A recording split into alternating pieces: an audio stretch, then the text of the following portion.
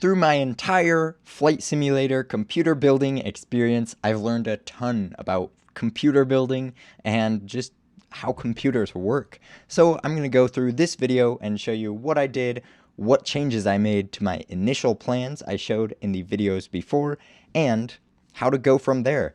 I'll also talk about how I got a graphics card, so let's roll right into it. I'm going to start with my spreadsheet. I made an entire spreadsheet for building my computer, and you can find it in the link in the description below. You can find everything that I put in here, so you can find what specifications I went with and what I learned from it and would suggest to you, how to get a GPU, how to flash BIOS without a CPU. This was a struggle, let me tell you. Any advice I've just taken note of, some of the options I was looking at before, and a lot of the options put together. So let's start at the very beginning. A very good place to start. With this spreadsheet, you can make a copy right here and go from there. You can personalize this to your heart's content and make it awesome. Any notes you can read and go from there. So, of course, this spreadsheet has all of the stuff for me. I'm a YouTuber, so I need a lot of space and a really good CPU to edit with. You can also find my document. I just put a ton of the research I did for my computer building. So I took a bunch of YouTube videos and any advice from there, what components they used, and just put it into a document. This is all brain dumped, so it might not be the best. This document right here is very similar to the PC specs and advice, where it's just a bunch of people saying, do this. There are different opinions. You kind of got to sort through them, but you can get a good idea of what to do. To build a computer, honestly, I really followed this video. It's called How to Build a PC, Full Beginner's Guide, and it just shows you a lot of what components you could use, and a general just how to put everything together with good advice, stuff like that. Right here I have a GPU buyers beware. Make sure you're not buying any scam graphics cards. They are super easy to fall into. In fact, this guy fell into one. That was a whole shebang. If it looks like this, if it has a price that's too good to be true, if it has VGA, it's probably a fake graphics card, and I would definitely avoid it and see if you can get your money back if you fell into that scam. Basically what they'll do is put a super cheap graphics card chipset in and then install some software to make it pretend to be the higher graphics card when it's really just the one from like 20 years ago. You can see something like this, especially if it's unbranded, is probably not a legitimate graphics card. Right here it has VGA, it doesn't have a brand, and sometimes you can even see it admits what actual graphics card chipset it is, which is kind of funny. Definitely, before you buy a graphics card, make sure the advertised specifications are the specifications your actual graphics card would get. So look up 1050 Ti benchmark and see what settings you would get. You can see the core clocks here is 1290 megahertz, and the core clock right here is 783 megahertz. So it is significantly higher on the legitimate graphics card, so you can usually tell what specifications they're completely lying about. Usually they'll lie about having it be a specific graphics card, but they won't lie about the specifications. So that's a kind of easy check just to make sure that graphics card isn't a scam. I actually fell for this scam, and let me read you something I wrote. I've been looking for a graphics card for months. My entire computer was built except the GPU.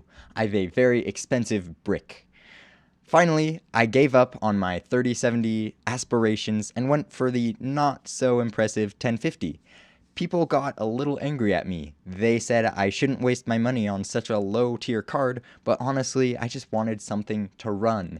Something is better than nothing, which was what I was editing with. I purchased my very own 1050 Ti. For $150, I was ecstatic. I patiently waited 5 days until 3 days until 1 day until 0 days until 1 day after 3 days after 5 days after 7 days after The tracking number was completely idle. It read, "Tracking number registered, awaiting buyer drop-off." The seller never even shipped the card. I immediately got a refund. That would be funny if it ended there. To my luck, I found a 1050 for $105. Through my own genius, I saved $45. Boy, was I excited. Until I wasn't. While searching the depths of the web, I came across a video, eBay graphics card scams. Scam graphics cards are usually cheap plastic put on top of a retired older graphics card, then flashed with a newer graphics card's driver. To my horror, the presenter matched my graphics card exactly. I had just purchased a scam. Fool me once, shame on you. Fool me twice, shame on me. That's when I asked for a return. Luckily, it was covered under eBay's return policy. So I asked for a return, and he said it would not be possible. "Hi, sorry for that. We will refund some of the money for you as compensate, and then you try to use it, but please kindly avoid escalate case. Thank you." Partial refund. What does that even mean? Okay, I know what it means. It means you get like part of your refund. Yeah, word parts, Greek and Latin roots. Honestly, at this point, I knew it would be very hard to get all of my money back. Honestly, this was a little scary for me because if this did go to eBay, they might side with the buyer because the buyer put in the actual specifications of the graphics card and could bend the rules to actually think it's a legitimate offer. I'm not sure about this, so I decided not to really risk it. But this next email just made me furious. "Sorry for the trouble. We prefer part refund if you can accept. Return will take more money. How about a refund? 10 USD. Wow, nothing like a 90% loss. Wow. How about 85? And he said, "Sorry, 85 USD is too much. How about $20? I think returning would be a better solution for both of us." And he immediately refunded the $85. So I think he's very scared of returns because I don't know. I think they're actually scared of returns because if you return something, then you would know their address. They'd have to have an actual address. And let me actually check. This right here isn't actually a legitimate address. It's for a shipping company. A lot of the eBay sales go through a place in California before they get shipped. So I think he really wanted to avoid having me return it because he'd have to give his actual address, and that could potentially put him at risk of police or something. I don't know. So it looks like there are two possibilities. One, it would cost more than $80 to ship the graphics card to China. I don't know why that would be. Or two, he just didn't want to have a used scam graphics card. Or three, he just wanted to hide his address. So, whatever. So I got $85 back, and I spent $106. So I got a 80% return on investment. Honestly, I probably did get scammed out of $30, but it is much better than getting scammed out of $106, which is what happened previously. I'm kind of just honestly glad it's over, to be completely honest. I don't want this to prolong any longer. So yeah, welcome to Expensive Mistakes with Trevor. Next we'll be talking about another scam, which is cheaping out on your motherboard. What I went with was the Tomahawk Max motherboard. I think I have a link to it right here. It's super cool. It's a good gaming motherboard generally. But this motherboard doesn't natively support the Ryzen 7 5800. Here was another thing. I've done so many things wrong with this computer. It's working. I'm filming this video on it. But I'd really like if you didn't have to make all the mistakes I did. So I got this processor. It's a very high, good quality processor. If I go to Task Manager, it really lets me do a lot of the things like DaVinci Resolve editing, which previously was very CPU limited. I can go over the color tabs and do all sorts of weird stuff, really mess up my color grading, and And look at this. Just to see how X-Plane loads. 24 I frames think per it will. second. That is amazing, considering I've never gotten that performance before. It just goes. It's like a tank. Over here, if I go, I can make clips and cuts super easily. I wonder if it's affecting my recording. It isn't. There's 30 frames per second. There should be 29.97 though. We'll have to fix that later. But look, you can just do edits. Boom. I'm so fast at this. There, we have an edited video now. It's so painless. A small part of my soul doesn't die any longer. I'm like, I'm free. This is so cheesy, but it's true. So that is why I went with such a big CPU. And you'll notice if we go to view order, right here, I paid $569.99 for it. I thought this was a great deal because at the time, prices were about $700 on average-ish. So this was a fantastic deal at the time. But I could have waited, honestly. I could have waited. I could have waited probably another 6 months. And it's so painful because Amazon rubs it in my face every time I go to checkout. It says right here, the price decreased by $155.59. So that's $155 wasted.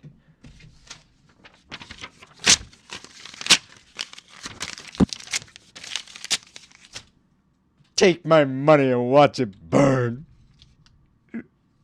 Oh, and I guess there's also half, so like, also this one.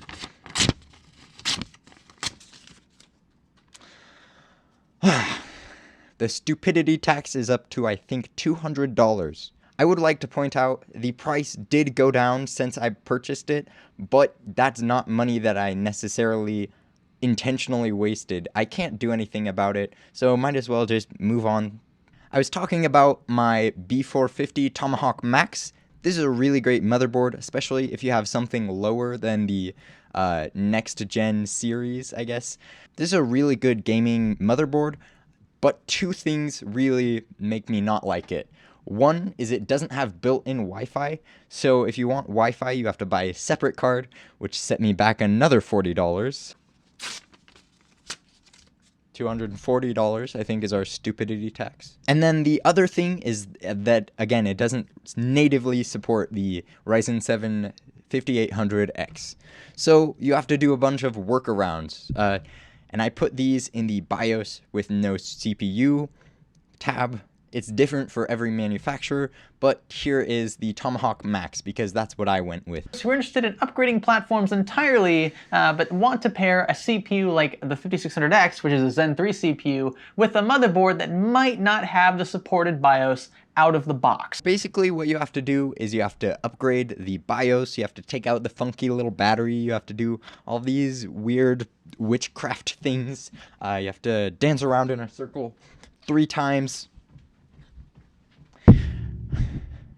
Yeah. I put a ton of videos if you have the Tomahawk Max B450, and that should help.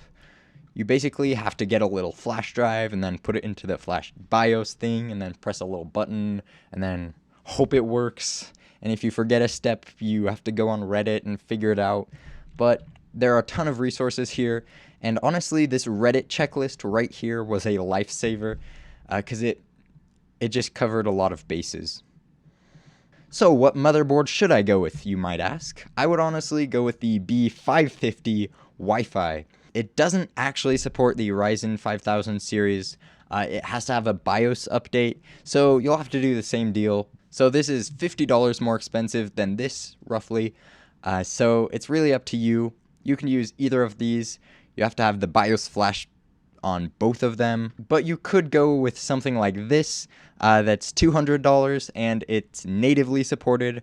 The X570 plus Wi-Fi is natively supported. It has built-in Wi-Fi, so you don't have to buy a weird hinky-dinky adapter, and then you can go from there. But with the CPU, you could actually get a bundle deal with both the processor and a motherboard for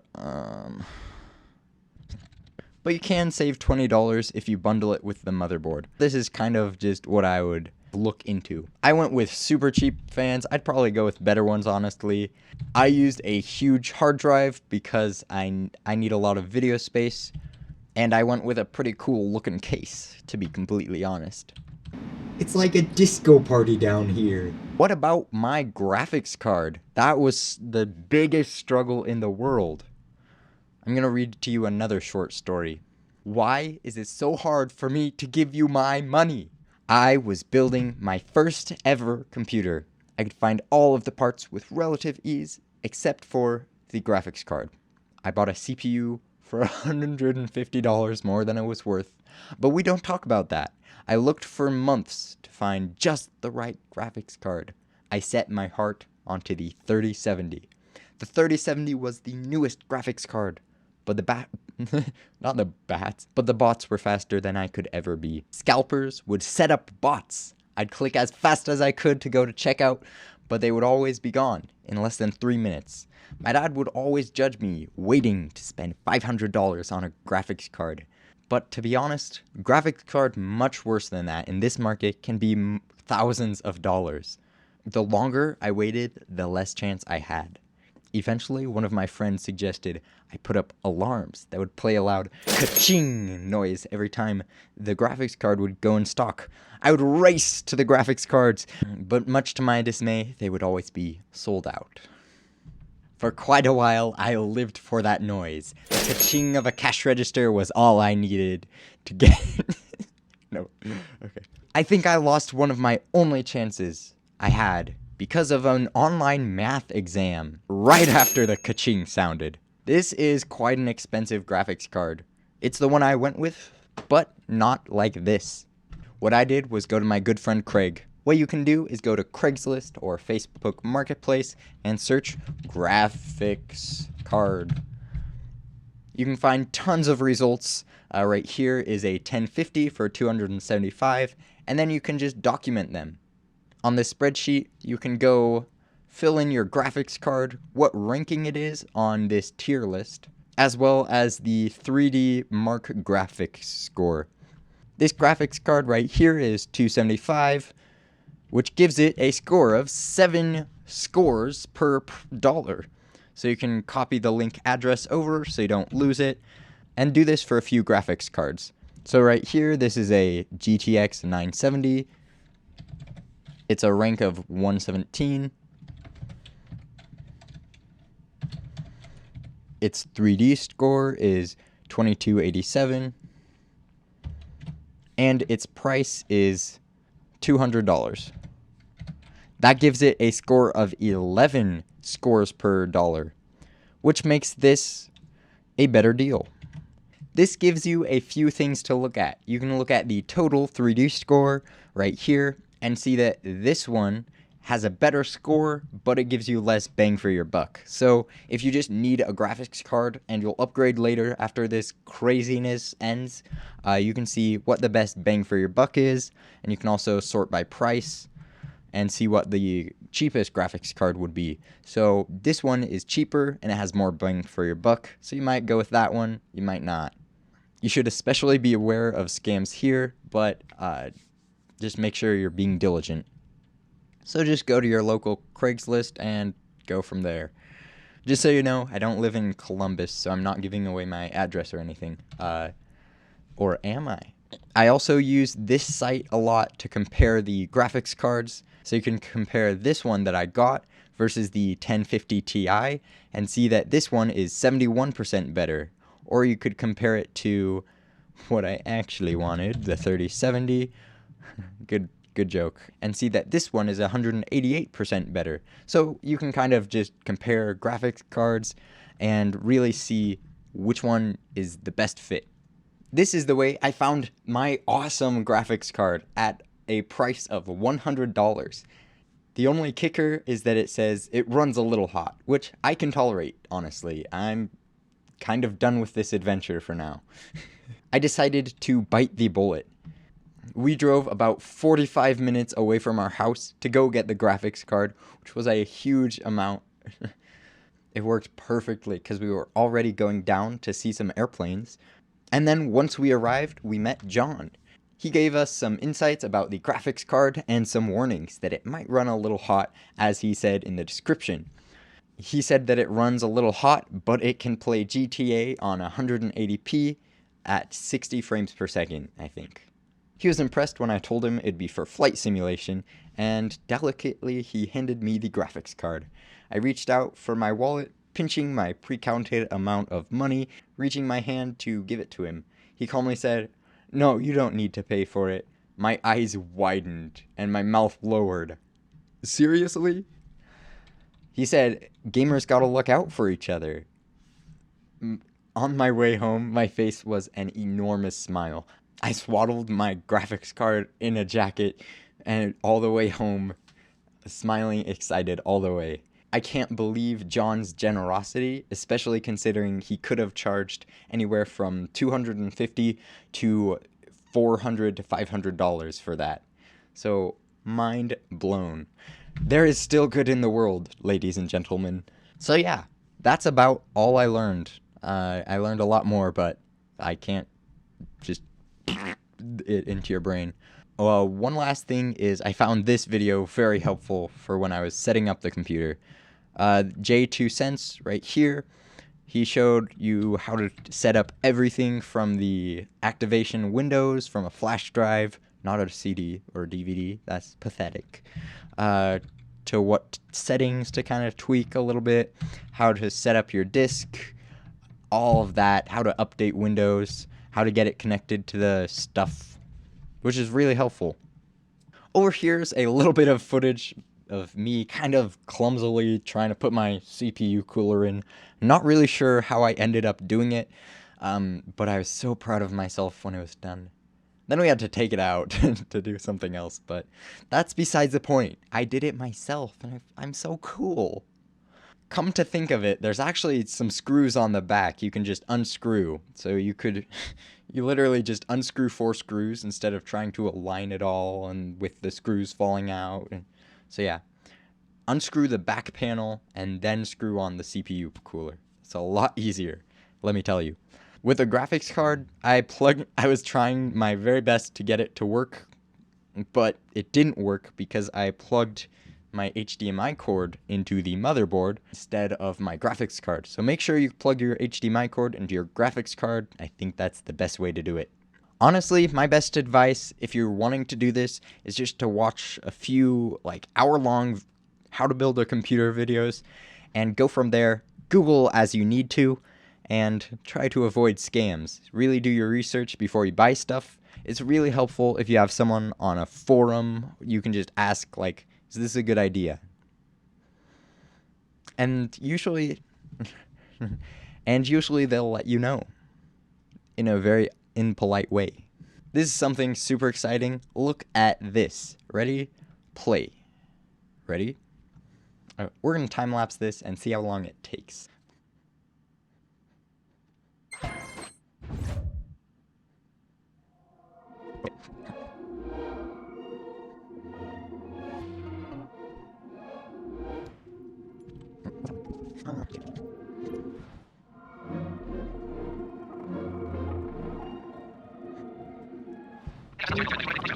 What?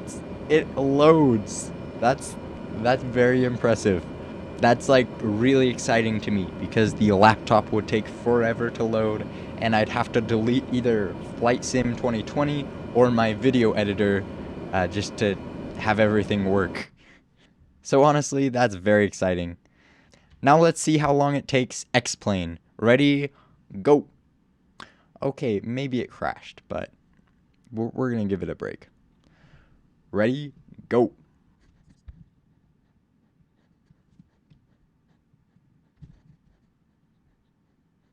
Okay, maybe it doesn't work always, but still, it works, and I'm excited about that. But yeah, that is awesome. I actually sat in one of these. That's so cool. It looks just like it does in real life. Well, not really, actually. It looks nicer in real life, not gonna lie. I didn't have to go for the newest GPU, and I definitely learned a lot, so mission accomplished. I'd like to say thank you for staying to the end. Thank you for watching the video. And I'd also like to say thank you to all of these wonderful people right here who really help support Captain Bob and the Cessna 172 project. I've learned a lot, and it's actually kind of late, so good night. Thank you all so much for watching, and have a fantabulous day. I will see you in the next Cessna 172 Tuesday or Thursday or Friday or Saturday or Sunday, because I'm bad at editing sometimes. Yeah.